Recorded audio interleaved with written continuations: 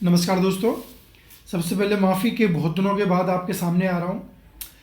बहुत कोशिशें करने के बावजूद भी ऐसा कुछ नहीं बन पा रहा है कि मैं वीडियो बना पाऊँ, और खाना पूर्ति के लिए वीडियो नहीं बनाना चाहता हूँ। अगर बनाऊँगा तो कुछ मतलब की वीडियो बनाऊँगा। तो उसी सिलसिले में एक बेहद रोचक कहानी आपके सामने लेके आया हूँ, एक ऐसे व्यक्ति की जो हमारे इतिहास में बहुत बड़ा नाम रखता है। खासकर हिंदू जीवन पद्धति, हिंदू धर्म, सनातन परंपरा, आजकल आम हिंदू जिस धर्म को जी रहा है उस धर्म से संबंधित है। कुछ ही दिन पहले की बात है कि मुझे दर्शन शास्त्र गहरे रूप में पढ़ने का फिर से मन हुआ। क्योंकि दर्शन शास्त्र मेरा विषय रहा है। मैंने बीए ऑनर्स किया था, जिसमें पॉलिटिकल साइंस बीए ऑनर्स था, और सब्सिडरी जो सब्जेक्ट था वो फिलोसफी था। उस समय मैं दर्शन में शुरू में बहुत दिलचस्पी नहीं रखता था, क्योंकि खेलने कूदने वाला, मस्ती में मस्त रहने वाला मैं एक जाड़ लड़का था जो खाता पीता और थोड़ी पहलवानी करता, जिम में पेलता था। दर्शन शास्त्र का उससे कोई लेना देना ज़्यादा था नहीं। लेकिन जब दर्शन शास्त्र को मैंने छुआ, पढ़ने लगा, तो उसने मुझे पकड़ लिया। और मैं दर्शन शास्त्र ऐसे पढ़ा कि जब अंक आए तो वो रिकॉर्डेड नंबर थे। अगर मैं आपको बताऊं और आपको तारीफ ना लगे, मान बढ़ाई ना लगे, तो जैसे मुझे याद आ रहा है कि इंडियन फिलोसफी में मेरे नंबर जो थे वो 92 मार्क्स थे आउट ऑफ 100। तो मेरे लिए खुद शॉकिंग था कि इतने अच्छे नंबर आ जाना बहुत बड़ी बात थी। लॉजिक में if I can remember 86 out of 100 logic जो एक विषय हुआ करता था। तो दिलचस्पी मेरी फिलोसफी में, दर्शन शास्त्र में गहरी हो गई थी। फिर यूपीएससी की मुख्य परीक्षा के लिए तैयारी की और वो सिलसिला जारी हो गया। दर्शन में मेरी रुचि बहुत ज़्यादा विशेष हो गई, और फिर वो नौकरी करने के बाद धीरे धीरे हाशिए पर चला गया। लेकिन कुछ दिन पहले कुछ ऐसा वाक़या हुआ कि मुझे दर्शन शास्त्र पढ़ने की फिर से इच्छा हुई, और मैं कुछ किताबें उठा लाया। फिर से सारी किताबें नहीं लाया, और मेरे से एक महत्वपूर्ण चीज़ छूटी हुई थी, उपनिषद।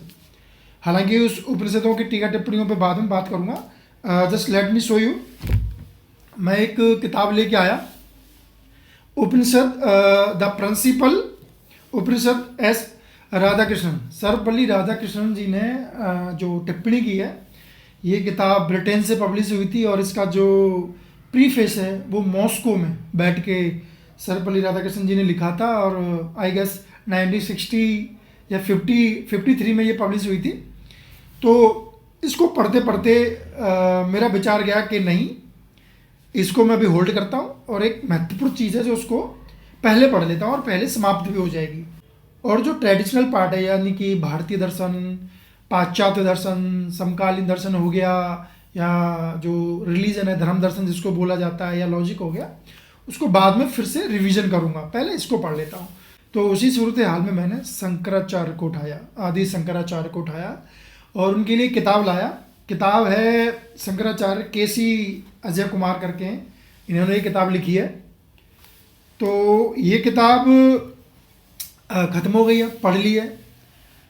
मैं बहुत अपने आम जीवन में धार्मिक किस्म का व्यक्ति नहीं हूँ। मतलब मैं पूजा पाठ नहीं करता हूँ। मुझे धार्मिक उस सेंस में मत मानिए कि मैं पूजा करूँगा, उपवास रखूँगा, या किसी की भलाई, या किसी की आर्थिक मदद, या शारीरिक मदद, या मनोवैज्ञानिक या भावनात्मक मदद मैं इसलिए करूँगा कि मुझे ईश्वर खुश होगा, मुझे अगले जन्म में या इस जन्म में कुछ अच्छा, उस भाव से नहीं करता। हाँ, मुझे अच्छा लगता है किसी की मदद करना, किसी के हिस्से, किसी की मजबूरी, किसी के दुख में, किसी के सुख में बांट आना अपने आप को अच्छा लगता है। अगर आप उसको स्पिरिचुअल कहें, रिलीजियस कहें, आप जो चाहे वो कह सकते हैं। इन संदर्भों में मैं धार्मिक हूँ। खैर, तो इस किताब की कहानी सुन लीजिए सबसे पहले, और गौर से सुनिए कि एक माँ बाप हैं और निसंतान हैं, उनको बच्चा नहीं हो रहा है। माँ बनने का, पिता बनने का सुख उनको नहीं मिल रहा है। हालांकि वो बहुत पूजा पाठ कर रहे हैं, बहुत सारे ऋषियों, मुनियों, पुजारियों के पास जा रहे हैं, मिन्नतें मांग रहे हैं। लेकिन एक दिन उस माँ को सपना आता है, और सपने में आते हैं शंकर भगवान। शंकर भगवान खुद उनको आशीर्वाद देते हैं कि तुम जल्द ही माँ बनोगी और तुम्हारी कोख भरेगी। उसकी आंखें खुल जाती हैं। आंखें खुलने के बाद वो अपने पति को जगाती है। पति का नाम है शिव गुरु। शिव गुरु कहते हैं कि क्या हुआ कि मुझे एक सपना आया है, सपने में शंकर भगवान आए और मुझे जो है माँ बनने का आशीर्वाद दिया है। वो बड़े खुश होते हैं कि साक्षात शंकर भगवान सपने में आए हैं। ये मैं बात कर रहा हूँ कई सैकड़ों साल पहले की। तो उस समय इन चीज़ों पर बहुत यकीन किया जाता था, विश्वास किया जाता था। आज भी कुछ लोग हैं, लेकिन उस समय भगवतात में इस तरह के विश्वास थे। तो वो फिर गुरु के पास जाते हैं, किसी पुजारी के पास जाते हैं कि मुझे एक सपना आया है। वो गुरु कहता है कि ये तो बहुत बड़ी बात है, तो बहुत अच्छी बात है कि अब हो सकता है कि तुम माँ बन जाओ। और देखते देखते देखते देखते 9 महीने बाद उनको बच्चा होता है। सपने में आई हुई बात हकीकत हो जाती है। वो महिला गर्भवती हो जाती है, वो महिला को बच्चा होता है और पुत्र प्राप्ति होती है। पुत्र का नाम रखा जाता है शंकर, जो बाद में बने शंकराचार्य। अब बात यहीं ख़त्म नहीं होती है। शंकराचार्य जब बड़े होते हैं तो वो फिर से सपने पर लौटते हैं। कैसे? जब वो 6-7 साल के थे तो उनके अंदर ही जो भौतिक मोह माया थी उससे विरक्ति होने लग गई थी और वो ज्ञान पिपासु बन गए थे। सवाल पे सवाल, सवाल पे सवाल वो पूछते रहते थे। हालांकि उनके पिता बहुत ही जल्द आयु में, जो उनकी आयु थी शंकराचार्य की, वो 3 या 4 वर्ष रही थी, उनके पिताजी का देहांत हो गया। उनकी माँ ने उनका लालन पोषण किया और 6-7 वर्ष की आयु में उनके अंदर इतनी जिज्ञासा थी कि वो अपनी माँ को प्रश्न पूछ पूछ के परेशान कर देते थे। और बहुत सारे प्रश्न ऐसे होते थे चेतना के स्तर पे, सृष्टि के निर्माण के स्तर पे, उत्पत्ति के संबंध में माँ उत्तर नहीं दे पाती थी।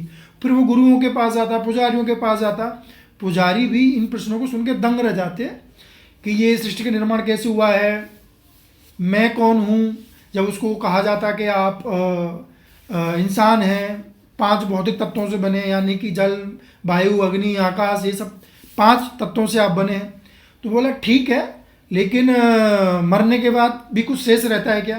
तो उस बाल शंकराचार्य के प्रश्न इतने जटिल थे, इतने कठिन थे कि उनका उत्तर देना हर किसी के लिए संभव नहीं था। और इसी खोज में वो बहुत ही छोटी आयु में बाहर निकल गए, अपनी माँ से जिद करके चले गए।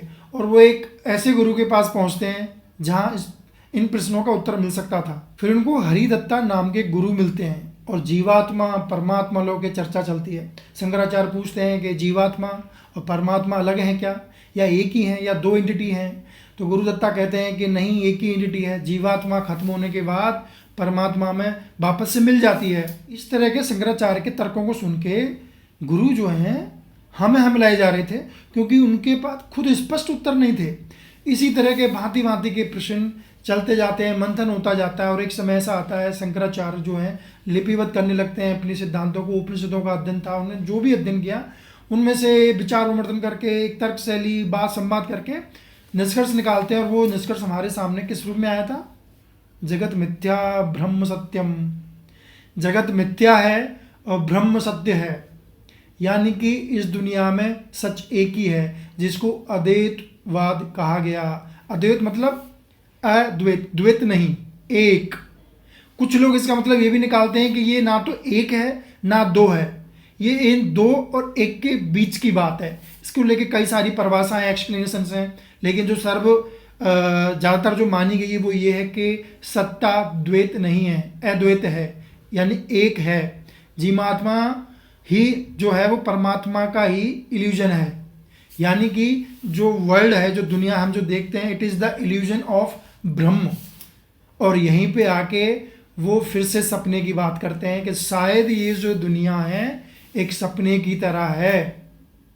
अब आप लिंक जोड़ पा रहे हैं कि जिन माँ बाप के सपने में शंकर भगवान आए, उनको फिर पुत्र प्राप्ति हुई, उस पुत्र का नाम शंकर रखा गया। और उसी शंकर ने बड़े होकर जगत को सपने के अनुसार बताया। कितना बड़ा संयोग है, कितनी बड़ी ये बात है, रोमांचित कर देने वाली, कि सपने से उत्पन्न होने वाली जो संतान है वो अपने जीवन काल में बड़े होकर दार्शनिक सिद्धांत प्रतिपादित करते हैं और उसको सपने से जोड़ते हैं। गजब का संयोग है। शंकराचार्य के बारे में सबसे महत्वपूर्ण बात जो है वो ये है कि उन्होंने जब बौद्ध धर्म प्रचार और प्रसार कर रहा था, एक समय पे बौद्ध धर्म लोकप्रिय हो रहा था। गौतम बुद्ध की बातें, उनके सिद्धांत, उनके उत्तर सब लोगों को पसंद आ रहे थे और उनको हाथों हाथ गले लगाया जा रहा था। पारंपरिक हिंदू धर्म में जो 4 वर्णों की व्यवस्था थी, कोई वर्ण ऊपर है तो कोई वर्ण नीचे है, उसके स्थान पे विकल्प मिल रहा था बौद्ध धर्म जैसा, जहाँ पे समानता की बात की जा रही थी। तो हिंदू धर्म उस समय बहुत सारे मतों में बटा हुआ था, बहुत सारे सैद्धांतिक रूपों में बटा हुआ था। कोई एक धर्म नहीं था जिसकी छाया में, जिसको मानने से, स्वीकारने से, जिसकी प्रैक्टिस करने से सारे हिंदू लोग एक जगह आ सकें, एक नियम के तहत चल सकें। तो शंकराचार्य ने वो काम किया, सारे हिंदू मतों को यूनिटी दी, उनको एक किया। और आज आप या अधिकतर हिंदू जिस हिंदू धर्म, जिस सनातन धर्म की बात करते हैं, जिसको जी रहे हैं, जो शंकराचार्य की पीठ हैं, जो आप वर्तमान भी शंकराचार्य आप देखते होंगे, वो उसी परंपरा से संबंधित हैं। उन्होंने भारत की यात्रा की थी, तो जहाँ जहाँ वो गए वहाँ पीठ स्थापित की गई। तो आजकल आप जो जी रहे हैं, जिस धर्म की आप गर्व करते हैं या घमंड करते हैं, जिसके लड़ते हैं या मरते हैं, वो शंकराचार्य ने बहुत हद तक आपको प्रदान किया है। शंकराचार्य का ये महत्व है। एक और ख़ास बात जो मुझे बहुत फैसिनेटेड करती है कि मात्र 32 साल की आयु में शंकराचार्य का देहांत हो गया था। आपको ये बात सुनकर शॉकिंग लगेगी कि कोई व्यक्ति 32 साल की उम्र में इतना बड़ा दर्शन दे जाता है, ज्ञापित कर जाता है, कि आज तक लोग उसको हिला डुला नहीं पा रहे हैं अच्छे से। हालांकि शंकराचार्य पे बोलने के लिए, लिखने के लिए, कहने के लिए बहुत सारा समय चाहिए, बहुत बड़ी वीडियो लगनी चाहिए, लेकिन मैं चाहता हूँ कि आप खुद किताबें खरीदें, पढ़ें और जानें। जो आप खुद पढ़कर सीखेंगे वो उसकी बात ही कुछ और होती है। अगर आप चाहते हैं इस किताब की लिंक मैं दूं तो मैं दे दूंगा, मैं अच्छी चीज़ों का प्रमोशन कर दूंगा, कोई दिक्कत नहीं है, मैं लिंक दे दूंगा और आप जाके अमेजन पे सर्च भी कर सकते हैं, मिल जाएगी, या किसी दुकान पे भी मिल जाएगी। केसी अजय कुमार या कोई अन्य राइटर की भी आपको मिल सकती है। अगर आपको लगता है कोई और बेहतर किताब है तो आप कमेंट करके मुझे बता सकते हैं। और हाँ, मैं ये जो द प्रिंसिपल उपनिषद हैं, ये जो किताब है, इसके ऊपर भी मैं बहुत जल्द वीडियो लेके आऊँगा, इसको एक बार ख़त्म कर लूँ। इस किताब की खास बात है कि इस किताब का इंट्रोडक्शन जो मैंने देखा है वो अब तक का सबसे बड़ा इंट्रोडक्शन है, करीब 150 पेज का। और उसी इंट्रोडक्शन की, सिर्फ इंट्रोडक्शन की अनुवादित एक किताब है जो मार्केट में मिलती है, वो ये है। ये सिर्फ ये जो किताब है, इस किताब का इंट्रोडक्शन का हिस्सा है, सिर्फ इंट्रोडक्शन का ही अनुवाद है। और ये काफ़ी लोकप्रिय है, ये भी काफ़ी सेल होती है, अच्छे से लोग इसको पढ़ते हैं। खैर, एक से एक अद्भुत चीज़ें हैं। यहाँ मैं विराम लेता हूँ। आई होप आपको शंकराचार्य के बारे में जानकर खुशी मिली होगी, रोमांचित हुए होंगे। उनके बारे में और जानने के लिए आप टटोल सकते हैं। खोजी बनिए, जिज्ञासा रखिए। नमस्कार।